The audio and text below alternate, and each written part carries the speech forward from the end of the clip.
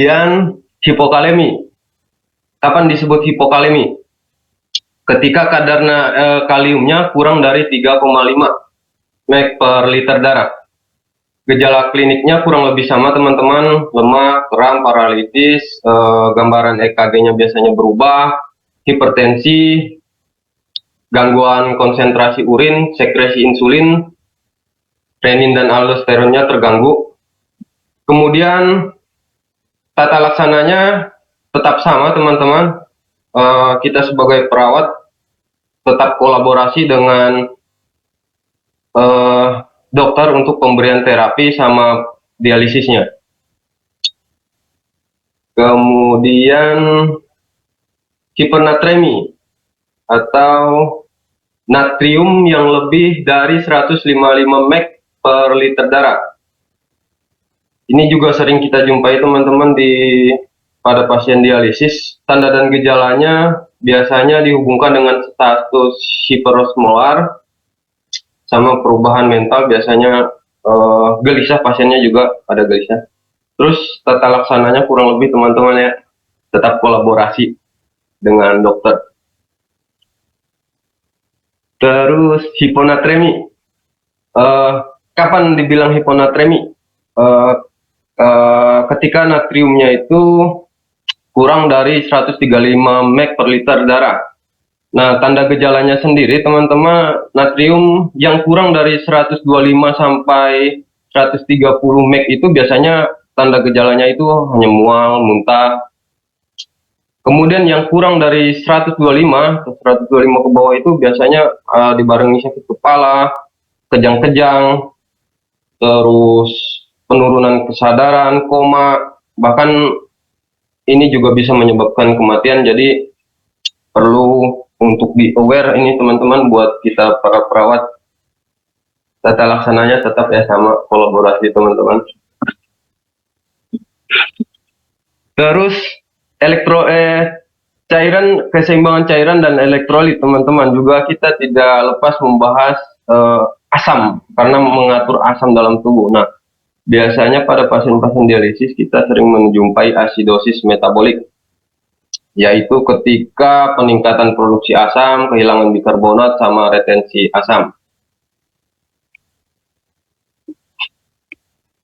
Tanda dan gejalanya sendiri teman-teman biasanya lelah, sesak napas, atau maul teman-teman. Jadi buat kita harus bisa bedain antara sesak napas karena asidosis atau karena yang lain. Biasanya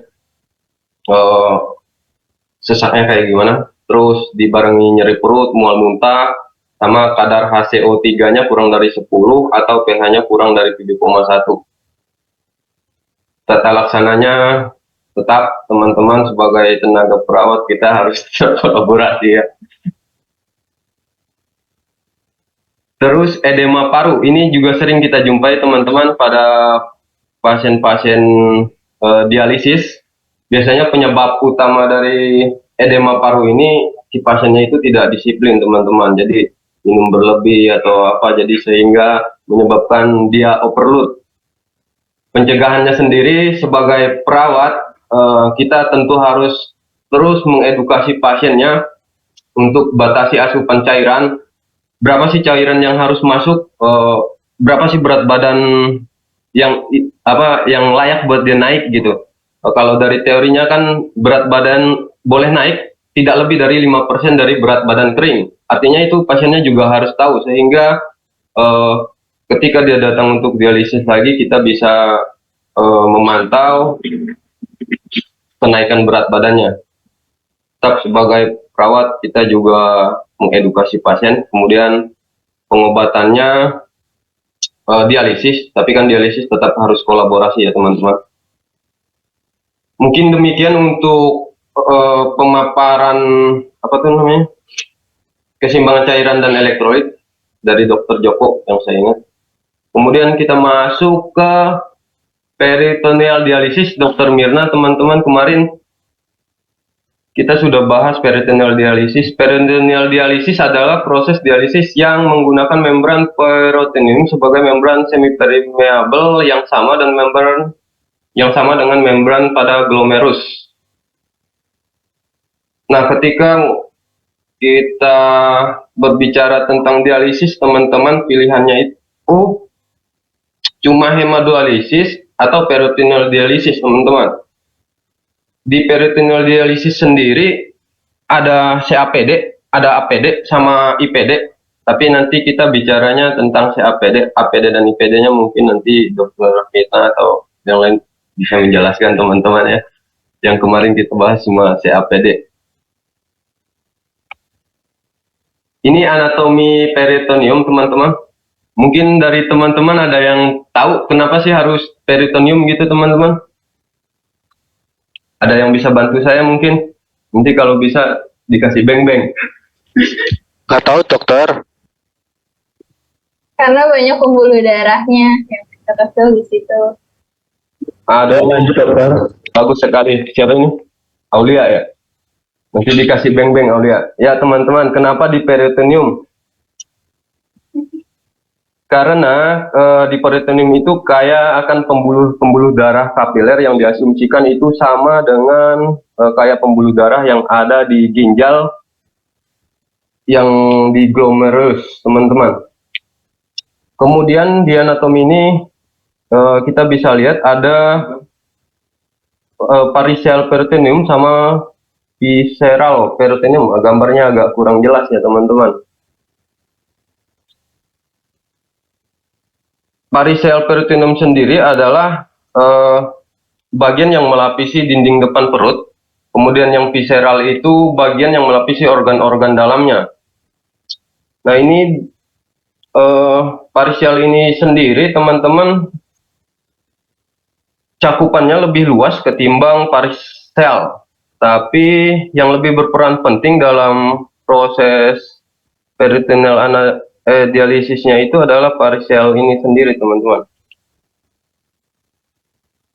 Kemudian fungsi normal peritoneum ada facilities motion, terus menguraikan friksi dari organ-organ dalam, menyalurkan pembuluh darah dan saraf ke viscera, terus untuk solute transfer, untuk regulasi cairan dan ultrafiltrasi. Kemudian bagaimana sih cara solut dan cairan bertukar ketika di proses di peritoneal dialisis? Cairan harus melewati mesotelium, kemudian harus melewati membran interstitial tisu, kemudian baru masuk ke endotelium dan basement membran, teman-teman. Kemudian transport peritoneal dialisis, solut yang ditransfer itu pada prinsipnya dia menggunakan proses difusi, teman-teman. Jadi perubahan konsentrasi tekanan ya difusi ya kan, konsentrasi dari tinggi ke rendah. Terus water movement, tekanan osmotik atau onconik. Kemudian di membran peritoneal itu, teman-teman, ada 3 pores, ada ultra pores, small pores, sama large pores. Ultra pores itu besarnya kurang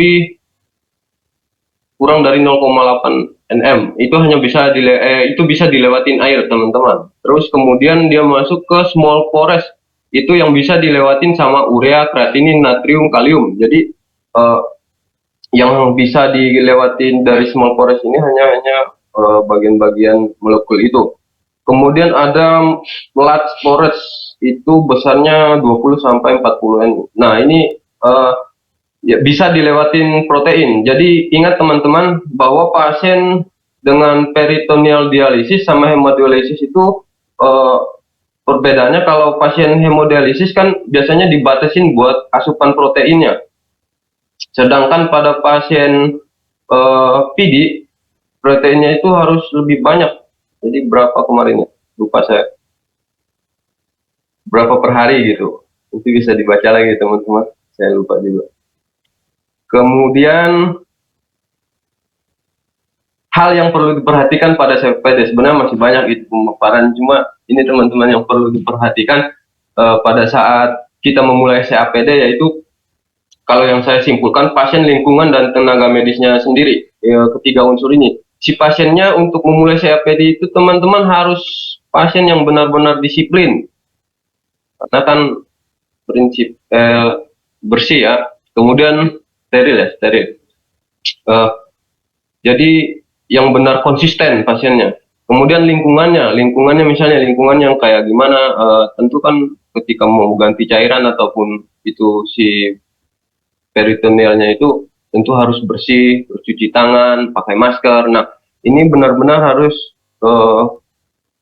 bersih, misalnya tidak berdebu gitu. Terus dari tenaga medisnya sendiri, kayak kita nih teman-teman sebagai perawat ketika mengedukasi untuk memulai CAPD juga harus benar-benar diedukasi pasiennya, dilihat pasiennya, kemudian dari profesi lain kayak bedahnya atau apanya, nanti juga disinkronkan. Itu sih yang saya catat teman-teman yang paling penting untuk memulai CAPD.